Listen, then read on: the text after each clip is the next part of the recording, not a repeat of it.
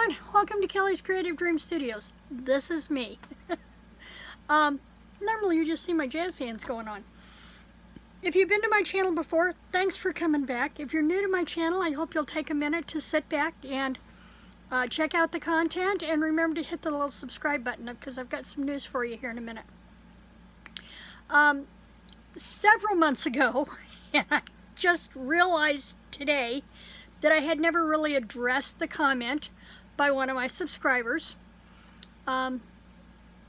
Wednesdays are pretty much going to be our organizational videos periodically. If I run an organizational video, it's going to be on Wednesday. There you go. But she wanted to know, how do you not get overwhelmed by all that needs done when trying to organize your studio? She says she looks around the room and she's just overwhelmed sets in and she doesn't know where to start. So my video today is to give you a couple of tips. Dealing with a headache, I'm sorry. Number one, if you've not seen my Ugly Truth video, I'll link it down below. You really need to check it out so you'll see where this video is coming from and what I've learned. Another link that I'm going to provide for you is Totally Tiffany's organizational series here on YouTube. Totally Tiffany is the creator of the Scrap Rack, as well as lots of other great products that you can use to organize your studio. And even if you don't buy her products, you can still learn some of the simple techniques in getting it all together. Now you'll see a lot of videos where they pull everything out of the room and start from scratch. I tried that. And I tried to do it, and Bob, bless his heart, he was so good about the mess that our living room and dining room were in for weeks, till I couldn't stand it anymore, and I moved everything back into the studio and decided I'm just going to take it one thing at a time. Taking it one thing at a time may involve moving some things multiple times. So keep that in mind. What I suggest is you sit down and make a list of all the places that you want, places or items that you want to organize in your studio. Do you want to organize your papers? Do you need to organize your ephemera? Do you need to organize your stamps or your dyes or your paints or your markers and coloring products? Whatever it is, make a list of, just sit down, look around your room and think about all the things that you feel you need to reorganize. Then I want you to think about, okay, what are the items that I can organize on this list without having to move everything? So, like behind me, you can see my cardstock. Regardless of what I do with my cardstock, this is always going to be my paper wall. This is always going to be where my 12 by 12 cardstock, my 8.5 by 11 cardstock, all of my designer series papers, all of my paper collections from Stamperia and Graphic 45, they're all going to be on this unit. So they're not going to go anywhere, but if I want to change how I store them in that place, that would be a good place to start, because I'm not having to move anything else except the papers and cardstocks, okay? Now, the next thing to think about is, if you do have to move stuff, and this spot right here is a perfect example. This is all of my glitters, my embossing powders, my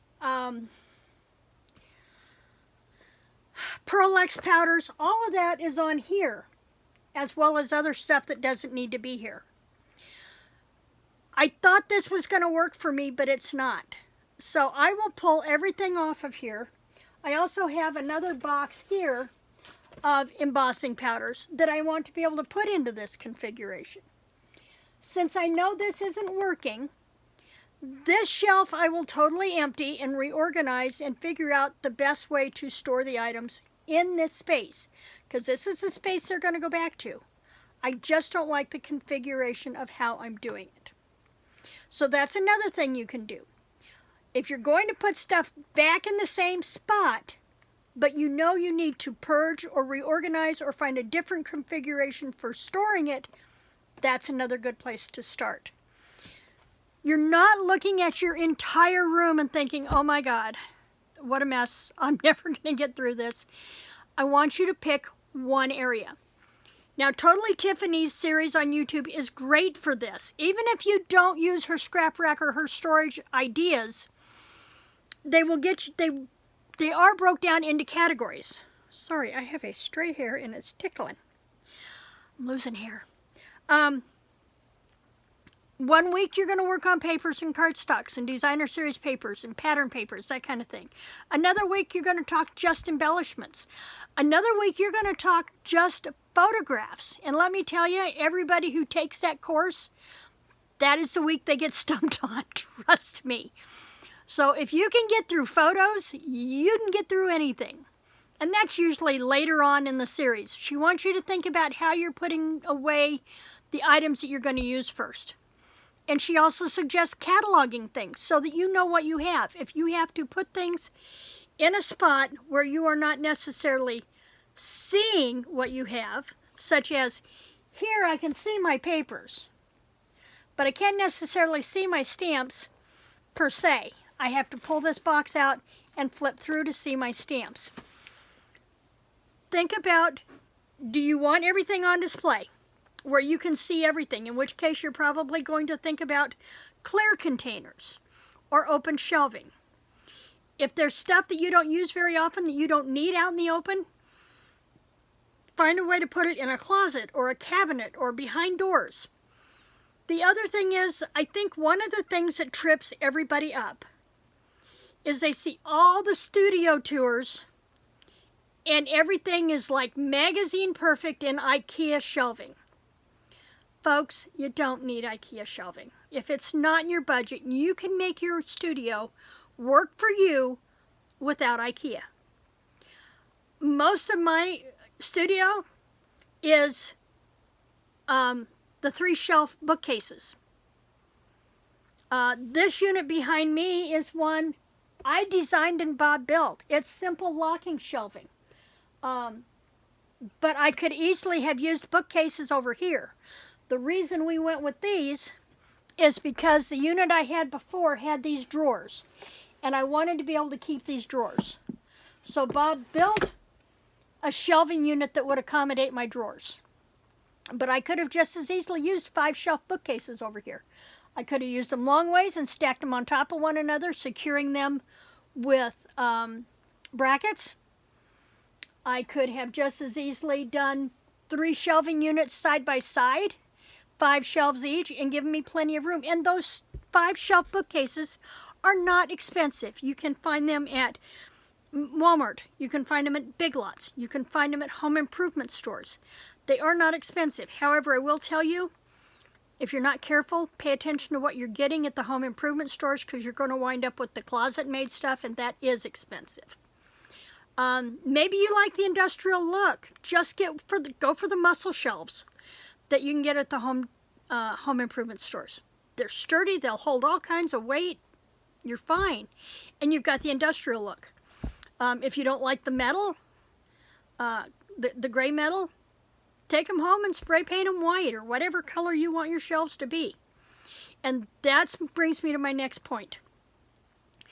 It doesn't necessarily matter how you store everything, but you need to think of 2 things. Number 1, find a system that's going to work for you.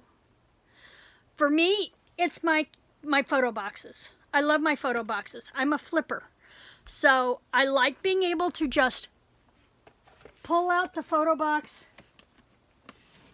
and bring it over to my table if there's stuff in there that I want to use. I have a section over here that is going to become all the Stampin' Up! Stuff is going, and I'm going to add more photo boxes. And the photo boxes are going to hold all of my mixed media stuff, like my embossing paste and my cream paste and my mousses, my metallic gilding pods. All of those are going to go into photo boxes. Photo boxes are inexpensive, and they'll hold a lot sitting on your shelf. I get, for storing stuff, I get the ones at Hobby Lobby. They're $2.99 a piece. Michael's boxes are just not quite a 1/4 of an inch wider, and that's why I went with a lot of Michael's boxes, because the Hobby Lobby boxes wouldn't let me store these horizontally because they were too narrow. So I had to go with the Michaels boxes. But Michaels photo boxes, they usually go on sale 3 or 4 times a year for $2 a piece, or 2 for $5. So pay attention to sales and plan for what you want. The other thing is to find a color scheme. If everything in your studio, regardless of how mismatched your storage containers are, if you find a color solution, then regardless of what you use for containers, everything's going to match anyway. For me, it's the wrought iron and the teal and the white. That's mine. Didn't start out that way. It has morphed over the years. And I've started bringing in more of the black and wrought iron because that's what I use over in the office side of my studio. With my wrought iron clock, my wrought iron chairs, wrought iron shelving. I've got one of them. This one over here is white. I've got a black one over there. So find a base color, bring in a pop of color, and regardless of what storage pieces you use, everything is going to coordinate and it's going to look nice. Does that help? But I guess to answer her big question, I look around the room and overwhelm sets in. Pick one thing. This week, don't think about it as today I'm going to do this, because it's probably going to take you longer if your studio looks anything like mine, or if you're really limited on space. I have 480 square feet in here to work with, but only about 10 by 15 of it is actually my craft space. Everything else is my writing and my art studio, or my writing and my writing studio, and it's actually also part of a spare bedroom. So I mean, because we've got the hide-a-bed in here. So actually, my art is only in about 10 by 15 feet. That's not a lot. Everybody thinks, man, you've got a gorgeous studio. It's huge. Yeah, I do. But it's not all my craft space. My craft space is centrally located to 1/3 of that 480 square feet, at least 1/3. So you're not going to do it all in one day. Don't even pretend you're not going to do it in a weekend. You'll be lucky if you do it in a month. Pick one thing to work on. Don't even set, you can set a limit if you think, okay, I want to work on just getting my paper organized this weekend. If I can get my paper organized, I'll be doing really good. Or I will get just my cardstock gone through this weekend. And determine, when doing your cardstocks and your papers, determine how much of it you're going to keep, what's the smallest scrap you want to keep. I've shown in my paper video before, and I'll link that one down below. But I got this idea from Jennifer McGuire to put all of my scraps in a page protector. Slice off the holes on your trimmer. I mark them on the end with a color tab. And then all my scraps go in here, and they go in front of the 8.5 by 11 on the shelf. So that helps me find the color that I want. Plus it lets me keep my scraps contained, and when I go to work with that color, I can pull my scraps out first and work with those. The other thing I want you to think about, and I say this from my heart, trust me, I am a got-a-lotta girl. And I mean, we just did my golden books, and my golden book collection is over 270 books. When I get ready to catalog my stamps, it's going to be really scary because I've acquired a lot of stamps, majority of them in the last 6.5 years that I've been doing Stampin' Up. And that's still, I just only ordered stamps that I would use repeatedly. I didn't just order stamps to show, I ordered sets that I knew I would use and I would keep. So my stamp collection in the last 6 years has grown exponentially, just really quick. So I know that I need to break down my stamps and catalog them and reorganize them, and I'm okay with that. But I know it's going to take me longer than a weekend to do that. That's why I still have a tub full of them that I've not touched in 2 years, because I know it's going to take me space, and it's going to take me time. So that will probably be one of the last areas that I organize, because they have their spot. and I'm good with that.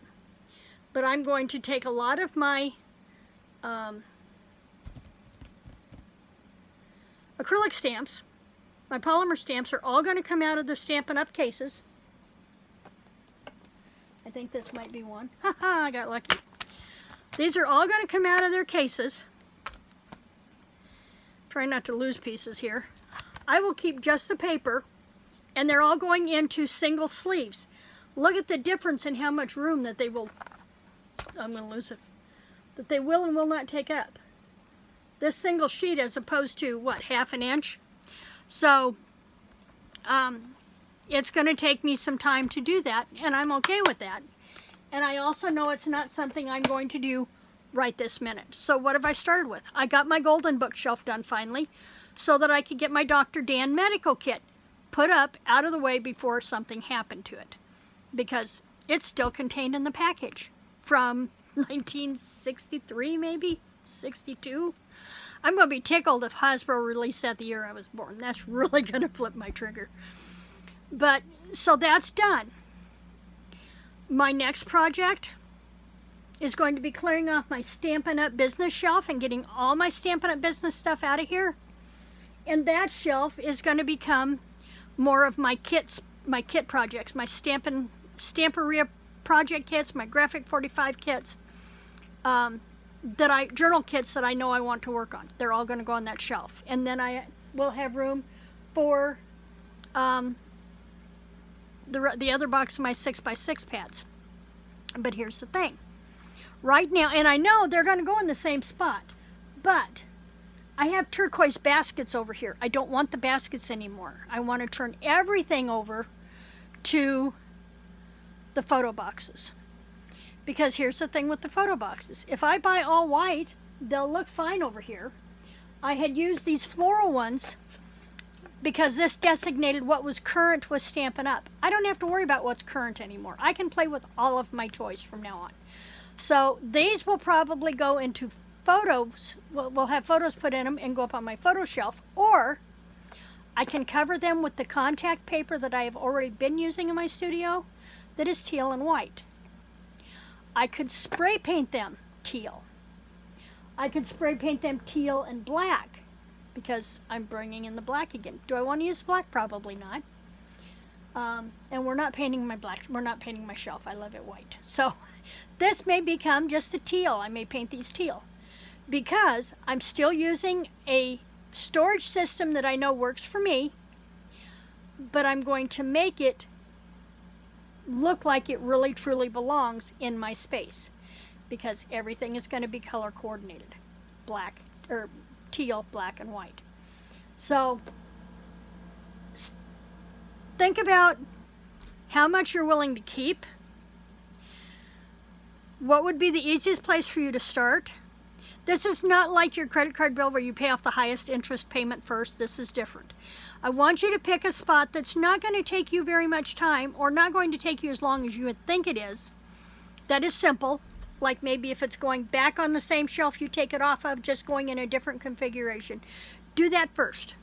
Because once you complete a project, it's going to motivate you to keep going. Now I'm going to link a couple other videos down below. You'll have my Ugly Truth video.